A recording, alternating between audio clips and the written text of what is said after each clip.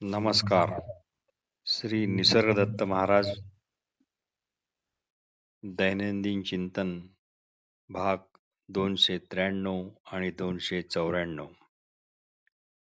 श्री निसर्गदत्त महाराज म्हणतात, रोज शेकडो हजारो लोक मरण पावतात, पण माझ्या दृष्टीने याच आजच्या जगातून उद्याचे जग निरंतर बाहेर पडत आहे.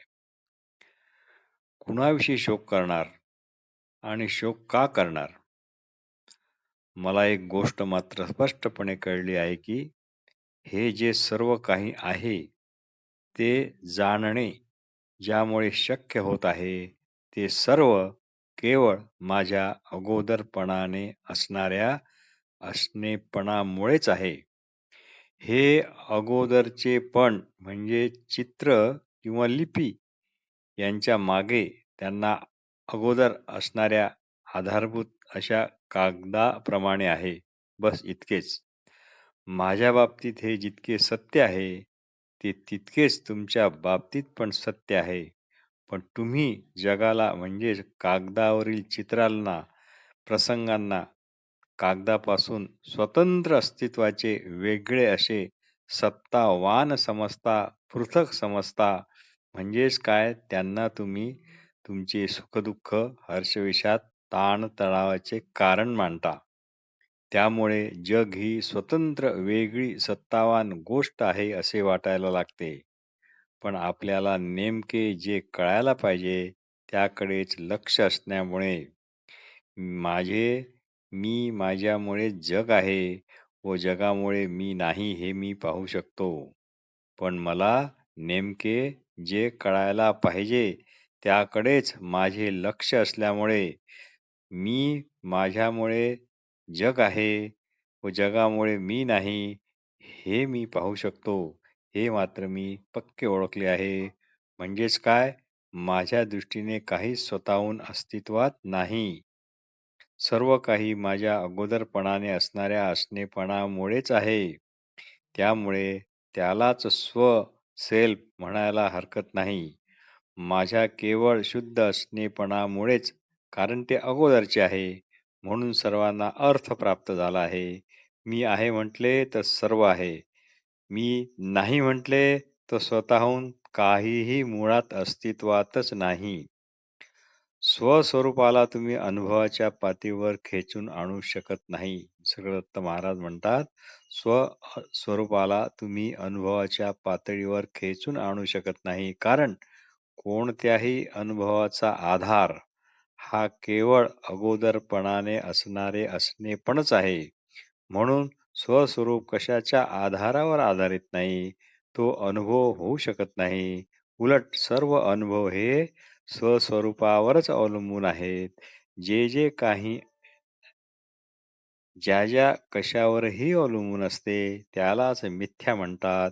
मिथ्या म्हणजे परप्रकाशित. मिथ्या म्हणजे खरेही नाही आणि खोटेही नाही, असे अनिर्वचनीय. म्हणजे तुम्ही म्हणाल तर आहे आणि तुम्ही म्हणाल तर नाही, असे जे काही आहे ते. कितीही केले तरी अनुभव ही एक मानसिक मर्यादित अवस्थाच आहे. पण शुद्ध असणेपण हे मात्र मर्यादित अशी मानसिक अवस्था निश्चित नाही.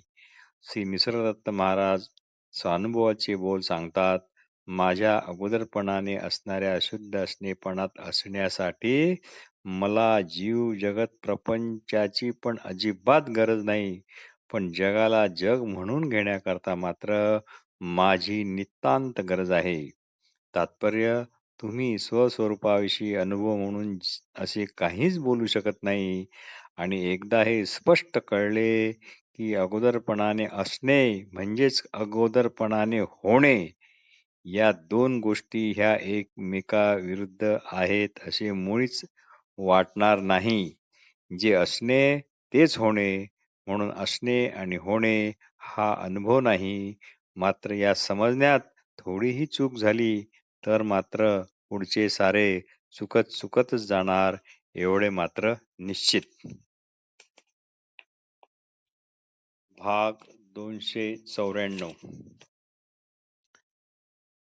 दिल में आहट सी हुई, दिल में आहट सी हुई, रूह में दस्तक गुंजी, दिल में आहट से हुई, रूह में दस्तक गुंजी, किसकी खुशबू, किसकी खुशबू, ये मुझको अंदर से है आई, किसकी खुशबू, ये मुझको अंदर से आहे आई. साधक विचारतात, दैनंदिन जीवनात दैनंदिन जीवनात तुम्हाला तुमच्या स्वस्वरूपाची जाणीव निरंतर असते का हो?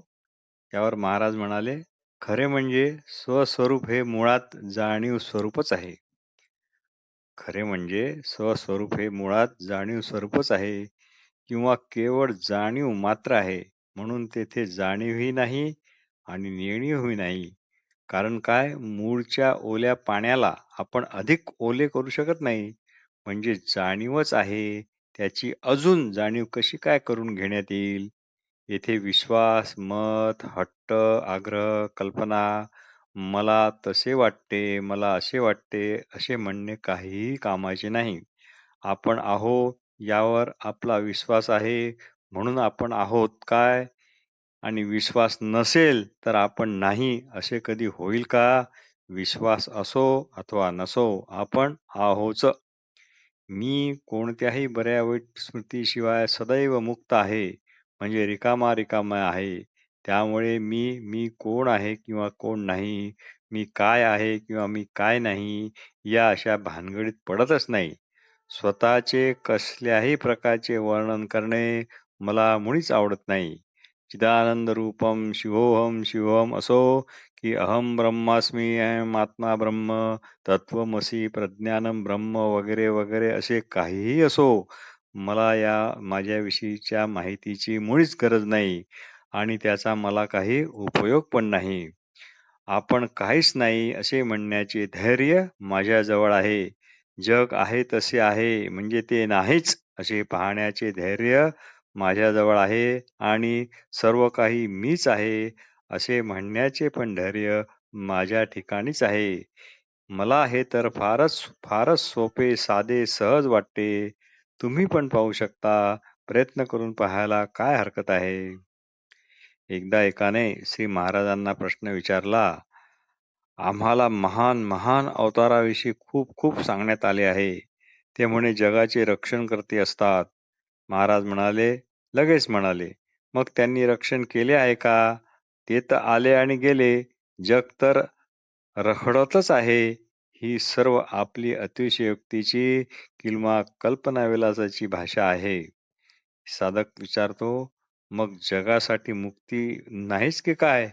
महाराज म्हणाले, अहो तुम्ही कोणत्या जगाविषयी बोलता?